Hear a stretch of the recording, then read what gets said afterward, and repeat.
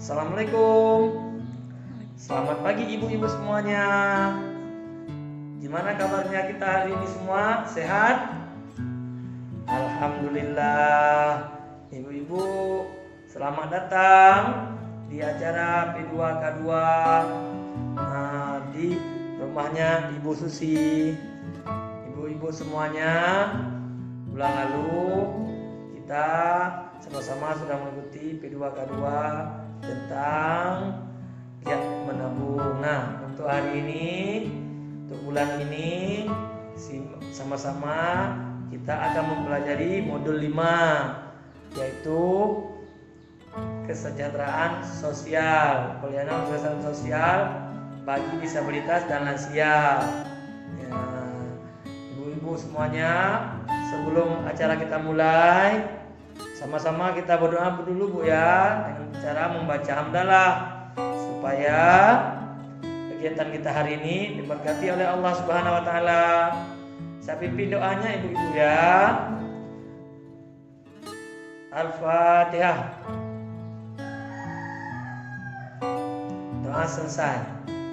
Nah, ibu-ibu, mungkin untuk hari ini kita akan sama-sama mempelajari tentang modul sesi 13 dengan judulnya pelayanan bagi disabilitas berat.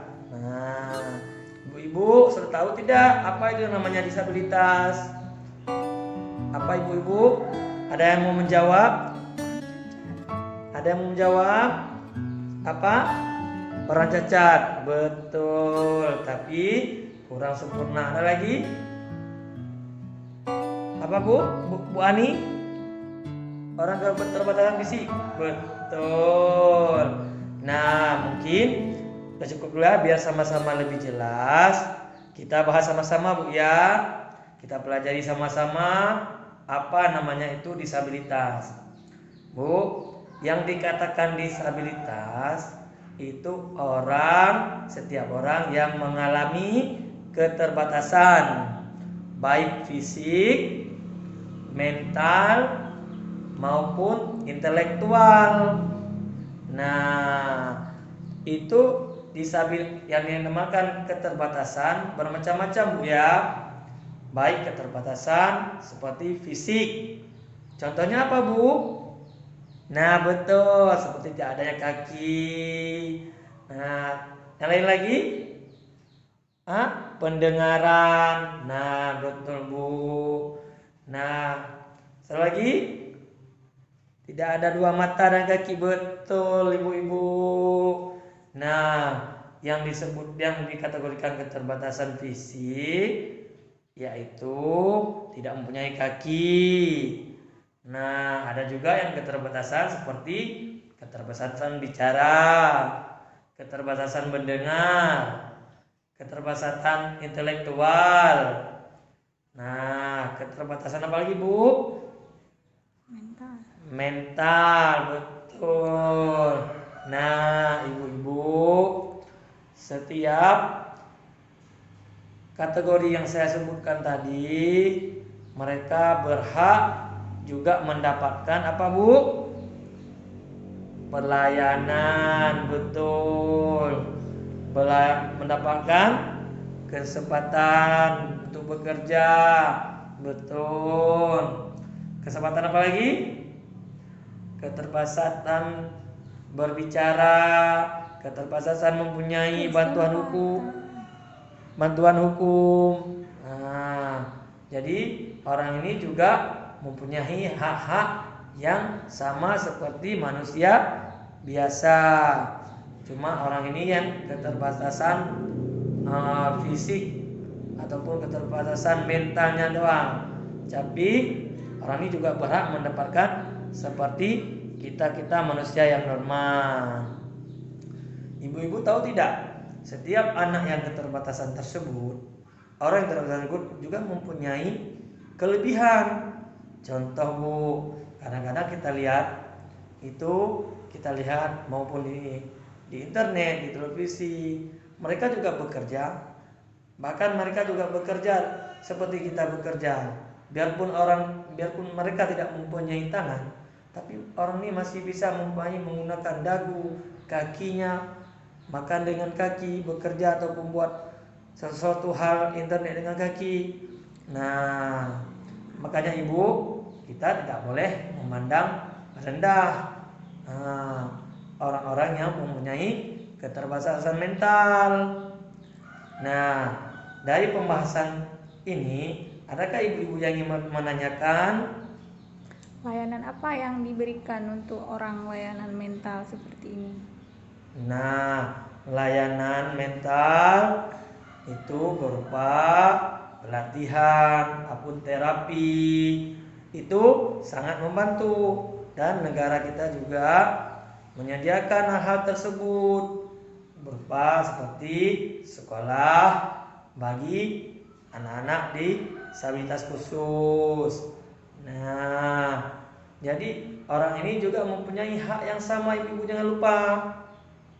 Hak belajar dan hak mengajar. Nah, ibu-ibu, maka dari itu kita harus selalu memberikan ataupun peduli kepada para yang membutuhkan pelayanan. Nah, seperti ibu-ibu lansia yang sudah memang tidak bisa bangun lagi. Nah, itu kan mempunyai keterbatasan. Cuma keterbatasannya ada dua loh ibu-ibu. Yang pertama keterbatasan bawaan, yaitu dari lahir. Yang kedua keterbatasan dari terjadi sesuatu hal, seperti halnya kalau keterbatasan fisik dari lahir, yaitu tidak mempunyai tangan atau dua kaki. Kalau keterbatasan fisik ada juga disebabkan oleh terjadinya suatu kecelakaan. Nah, ibu-ibu, berarti penyebab disabilitas ataupun ada dua kategori. Yang pertama dikarenakan oleh bawaan lahir, yang kedua oleh kecelakaan. Betul ibu-ibu. Nah, sampai di sini apakah ada ibu-ibu yang ingin menanyakan? Kalau misal kecelakaan itu harus gimana?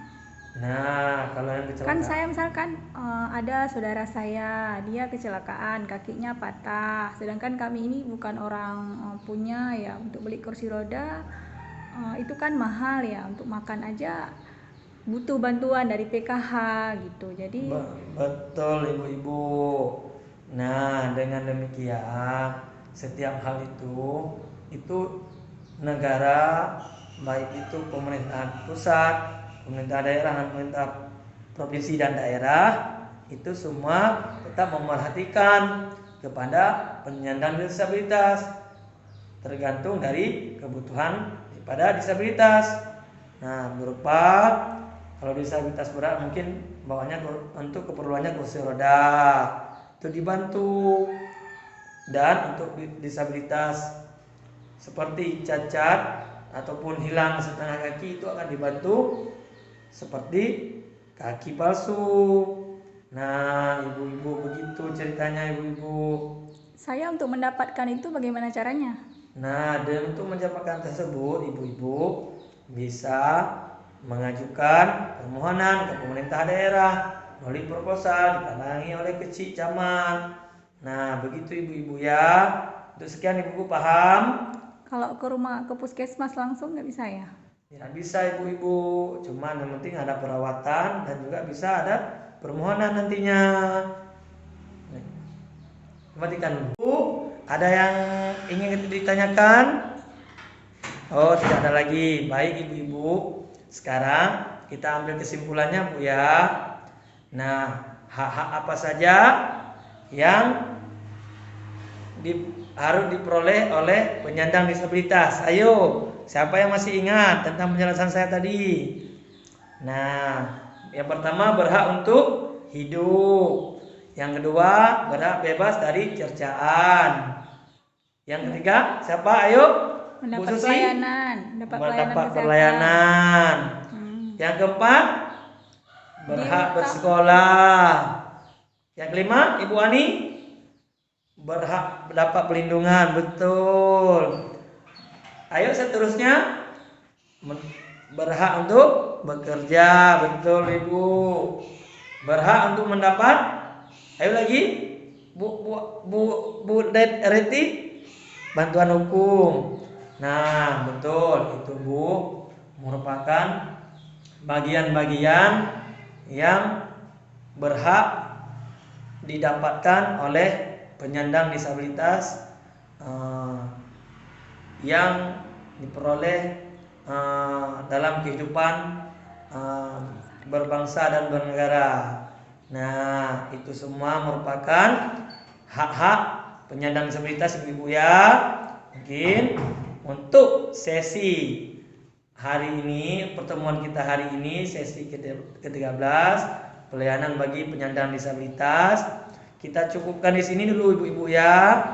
Nah, mungkin tadi di saat penyampaian saya banyak kata-kata kesalahan dalam penyampaian, baik itu kasar ataupun lain hal sebagainya, kurang tepat. Saya mohon maaf Ibu ya. Ya, maklum karena saya juga manusia biasa. Kita di sini sama-sama belajar. Semoga pelajaran yang sama-sama kita belajar hari ini bisa bermanfaat, bisa menjadi amal kita untuk kedepannya Ibu-ibu ya. Ya Pak, amin. Maka demikian saya akhiri Ibu-ibu. Wabillahi taufiq wal hidayah. Wassalamualaikum warahmatullahi wabarakatuh. Tepuk tangan untuk kita semua Ibu.